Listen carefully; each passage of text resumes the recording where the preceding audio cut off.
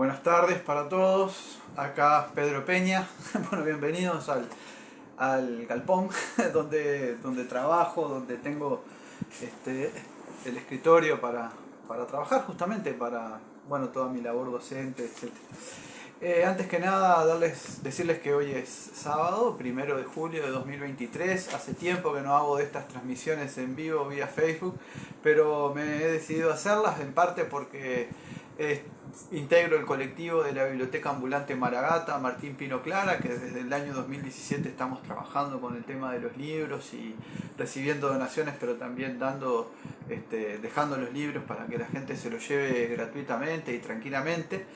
Y bueno, hace cosa de un mes que hicimos nuestra última participación en un local educativo de aquí de San José. Liberamos una centena de libros. Y bueno, el invierno y las ocupaciones a veces nos limitan un poco, y mientras esperamos que vengan los días más agradables, hacemos este tipo de intervenciones como para estar presentes y mantener el nombre de Martín Pino Clara siempre entre nosotros. La propuesta del día de hoy va a ser empezar, y vamos a hacerla y vamos a continuarla en el tiempo, va a ser empezar a revisar clásicos, digamos, clásicos de todas las épocas, pero bueno, en el día de hoy especialmente nos vamos a dedicar a lo último que puede encontrarse, o mejor dicho, lo primero que puede encontrarse para leer, lo último si recorremos la historia desde nuestro 2023 hacia el pasado. Es decir, uno podría preguntarse perfectamente qué fue o qué es lo primero que fue escrito. Probablemente nunca sepamos eso. ¿Cuál fue la primera historia escrita? Es muy improbable que lleguemos a saberla, pero podemos rastrear la más antigua que ha llegado a nuestro conocimiento. Y es todos sabemos que es la epopeya de Gilgamesh, y que es un relato, una ficción que tiene probablemente entre 2500 y 2700 años antes de Cristo. Fue más o menos por ahí cuando fue escrita, o sea que estamos hablando de una epopeya que se conserva con casi 5000 años, ¿no?, de antigüedad.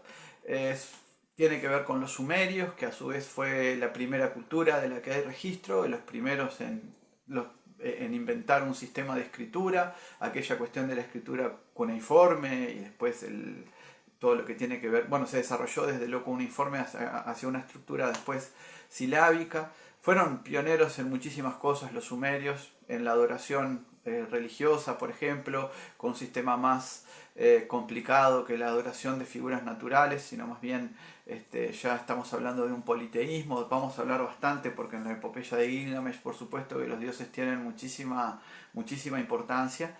Y bueno, en esos albores de la cultura que hoy podríamos llamar occidental, en realidad en Medio Oriente, ¿no? En Medio Oriente es que se da todo esto, porque Sumeria y concretamente la ciudad de Uruk, de la que hay registro arqueológico desde hace no muchas décadas, ¿sí?, no mucho tiempo. Bueno, esto es el Medio Oriente, lo que hoy vendría a ser Irak, ¿no? Esos países que a veces vemos como muy problemáticos hoy en día, en realidad son la cuna de nuestra historia.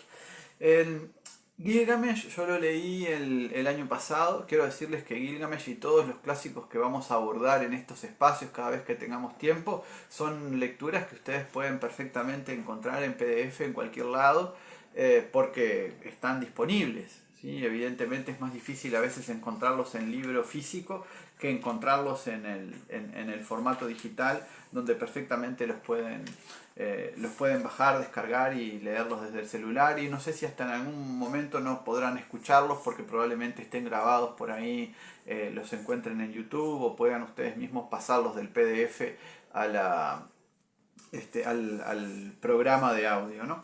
Cuando leí Gilgamesh lo hice después de haber leído una novela larguísima, ¿sí? La guerra y la paz de Tolstoy.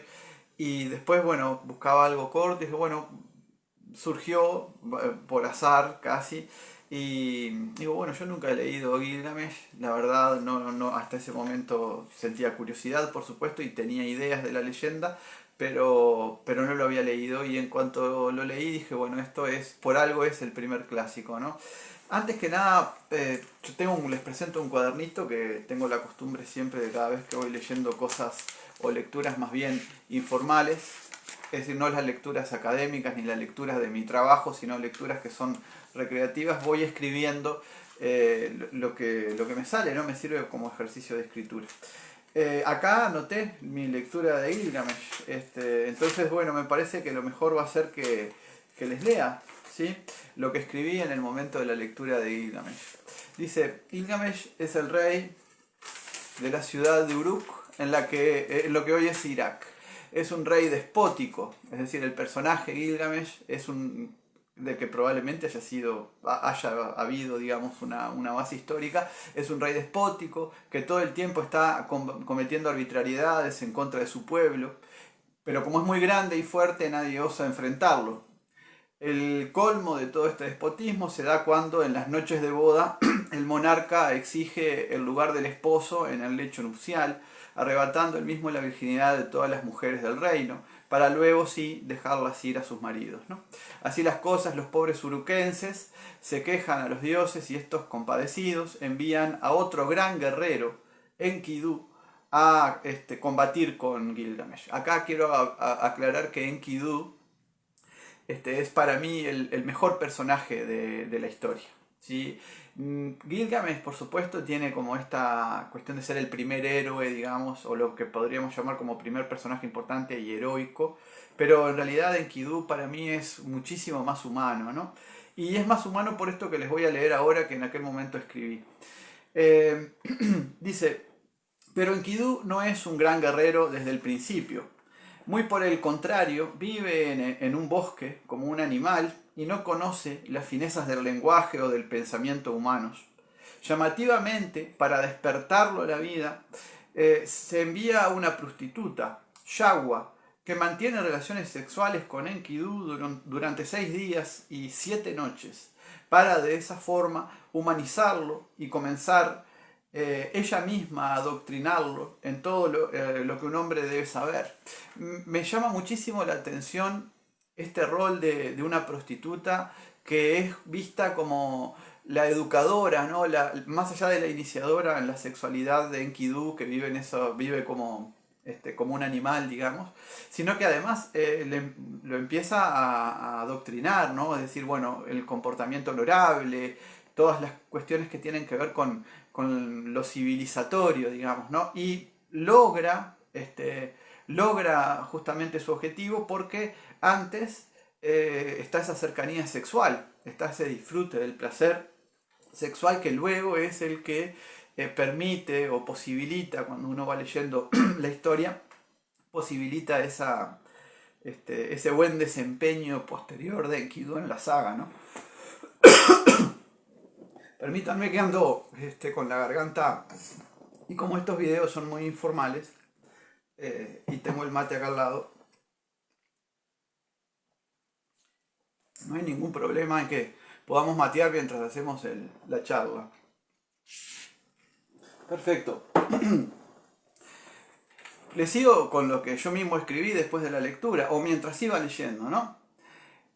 Al cabo de un tiempo, Enkidu está listo para combatir con Gilgamesh, a quien acusará de tirano al ser testigo de todas las tropelías de Gilgamesh, ¿no? De todas formas, para esto es que Enkidu fue convocado por los dioses para combatir con Gilgamesh, ¿no?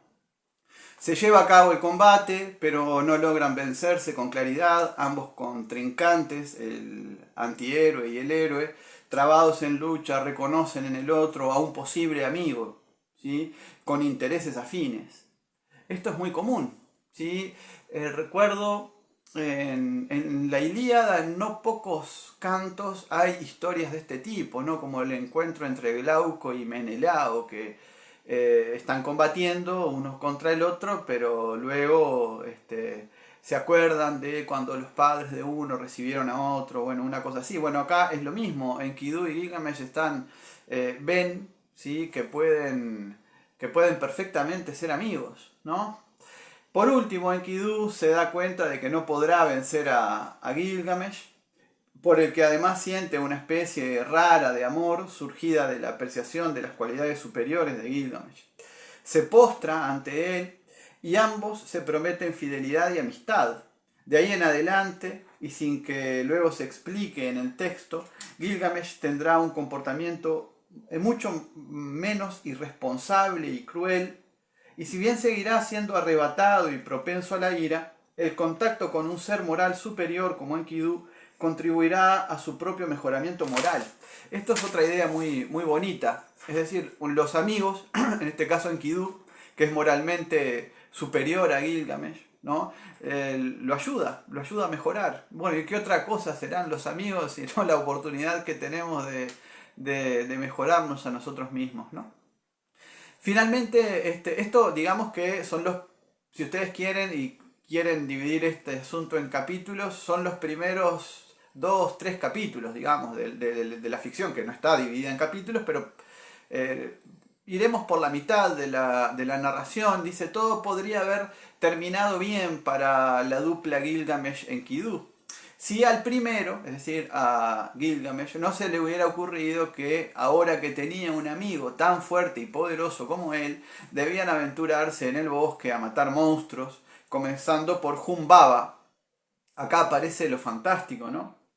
A medida que lo iba leyendo y que iba escribiendo esto, pensaba Humbaba es como la representación de todo lo enemigo de lo humano, ¿no? Un monstruo en el bosque al que Gilgamesh y Enkidu van y matan.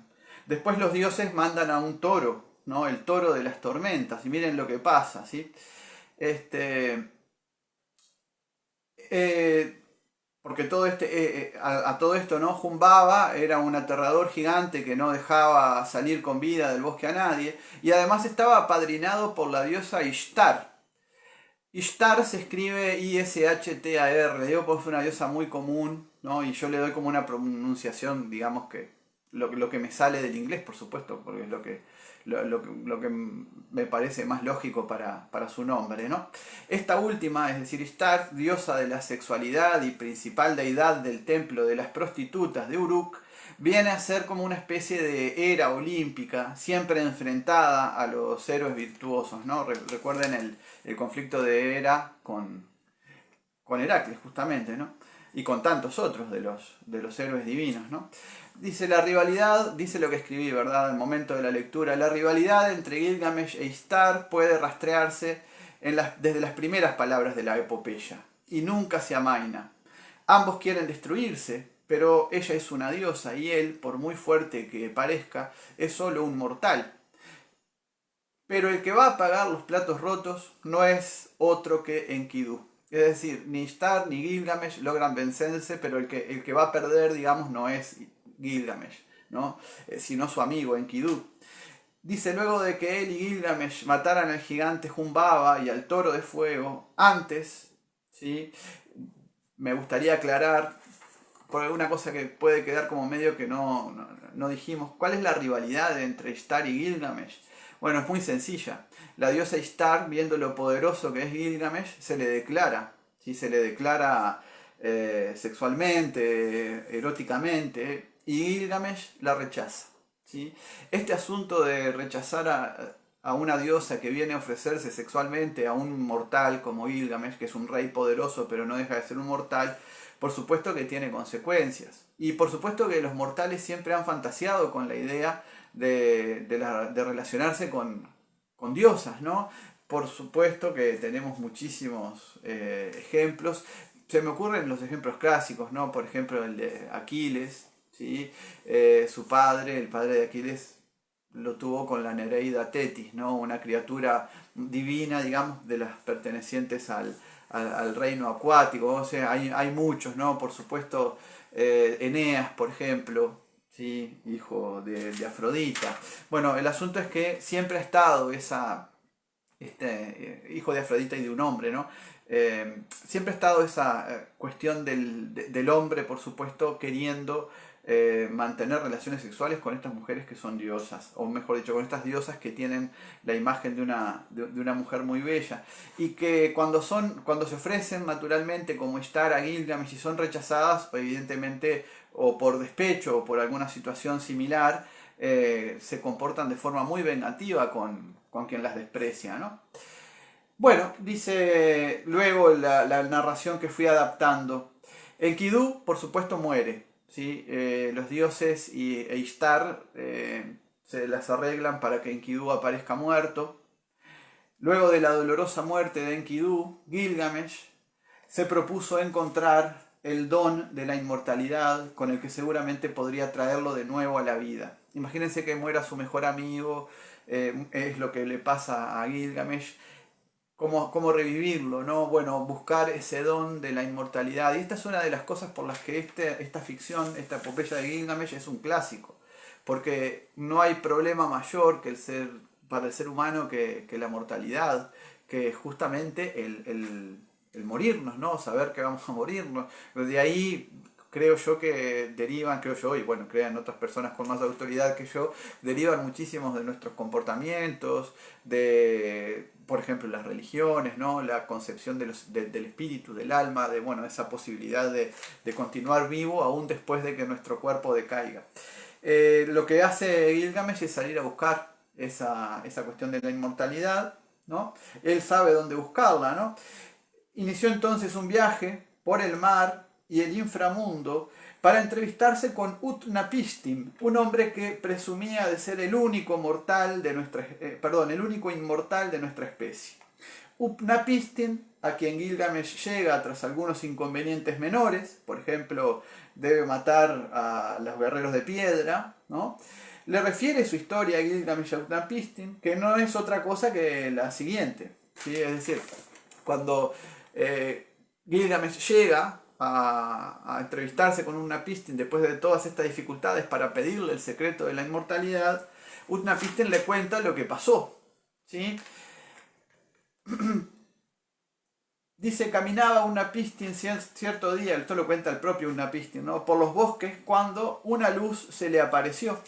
Eran los dioses para advertirle que debía construir una gran barca para luego subir en ella a su familia y algunos animales de los que encontrara cerca, y de esa manera aguardar a que los dioses enviaran las aguas torrenciales.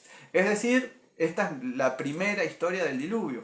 La historia del diluvio está, por supuesto que en la Biblia. En la Biblia la protagoniza Noé y el mecanismo es siempre el mismo, ¿no? Una advertencia desde el mundo de lo divino, tras la cual el ser humano debe construir esta enorme barca y poner allí los animales que le aseguren su supervivencia.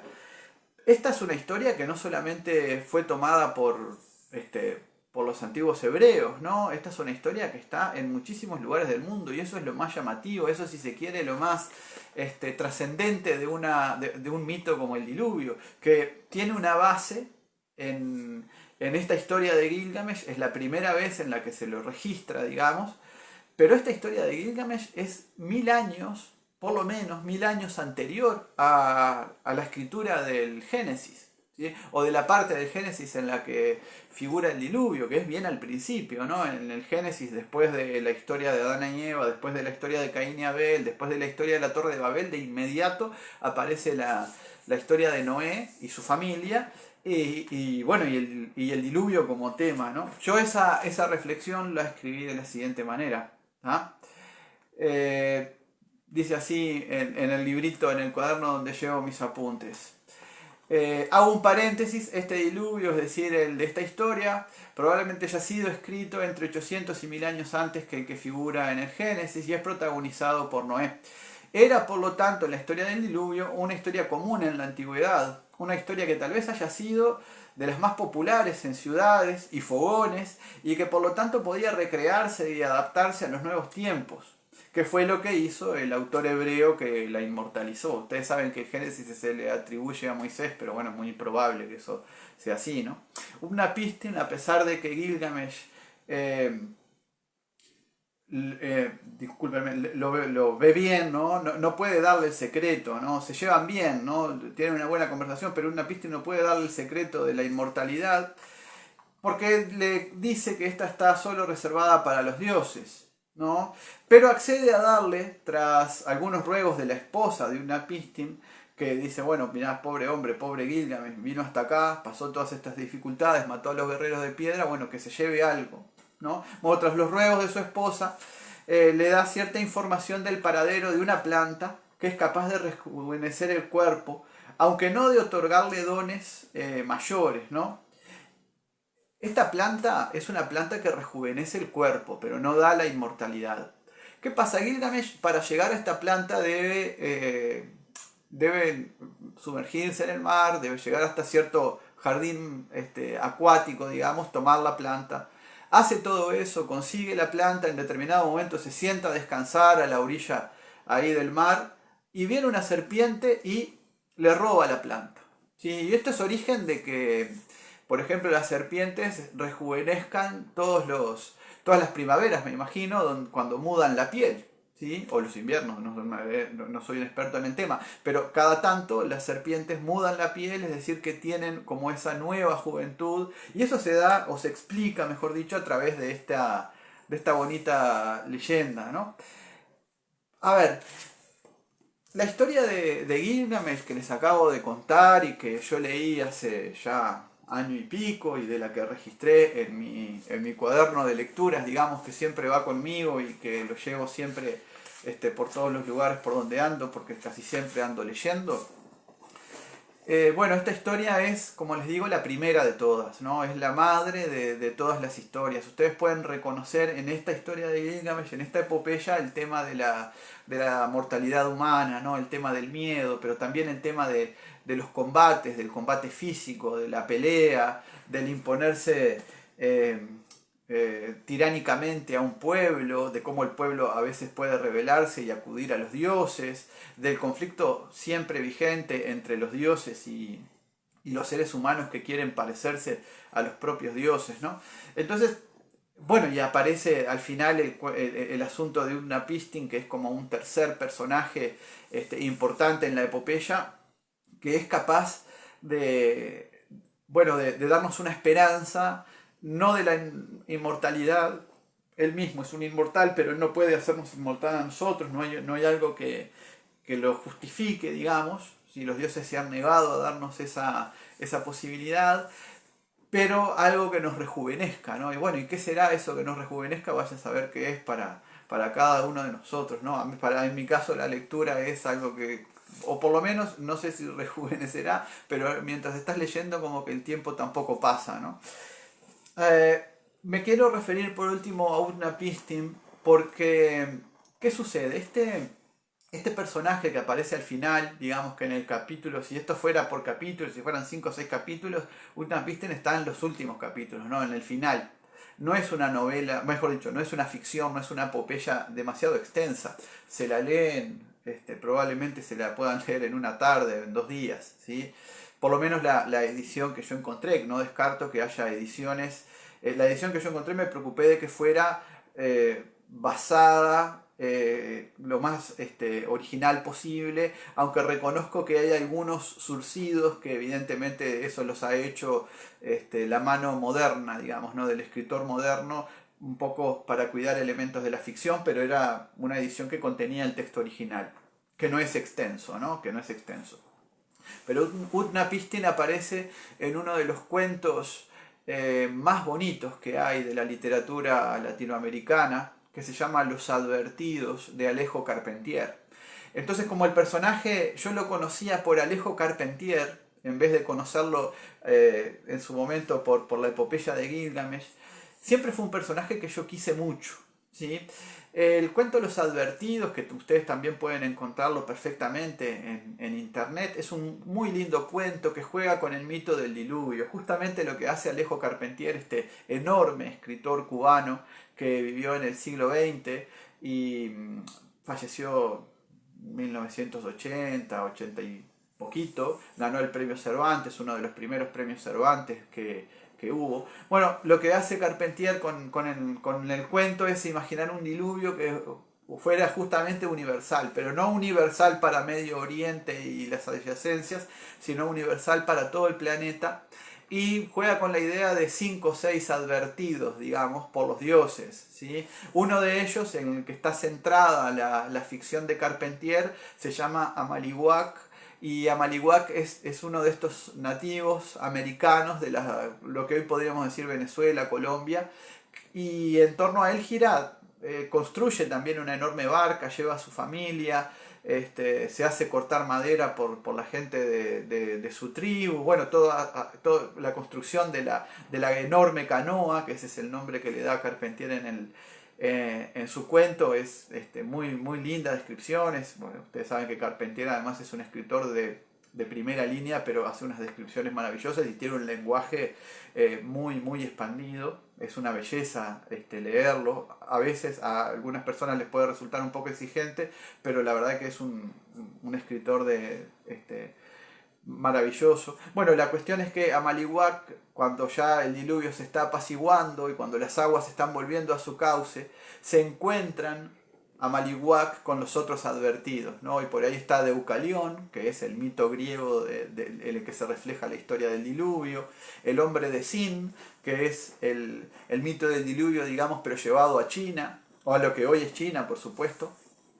También aparece Utnapishtim y también aparece Noé. Y entonces entre los cinco o seis advertidos que hay ahí de distintos lugares del mundo se dan unos diálogos que son muy graciosos y además dan cuenta también del talento de Carpentier para generar o para revivificar un mito, ¿no? Un mito de la antigüedad.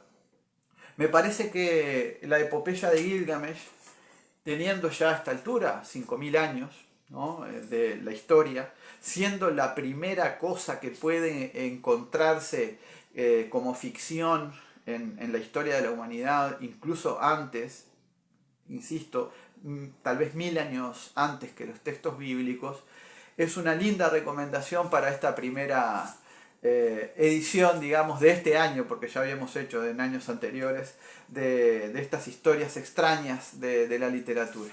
Bueno, recuerden, esto está un poco patrocinado por la Biblioteca Ambulante Maragata Martín Pino Clara. No quiero entretenerlos más, ha sido un gustazo para mí preparar esto. Creemos que vamos a poder, entre todos los integrantes de la biblioteca, hacer el esfuerzo de preparar cada tanto uno de estos especiales vía Facebook. Nosotros recibimos donaciones de libros que estén en buen estado, luego los ponemos gratuitamente a circular por las calles de San José, por instituciones de San José, como fue en el último caso, para que la gente se lleve esos libros gratis. Lo único que les pedimos es que los libros estén en buenas condiciones. Y de paso agradecemos una donación que nos llegó hace poco de muchos libros, 10-12 libros de Gabriel García Márquez, que para quienes lo hayan leído van a estar próximamente disponibles. Un beso para todos, abrazo y nos estaremos viendo por ahí. Que pasen bien.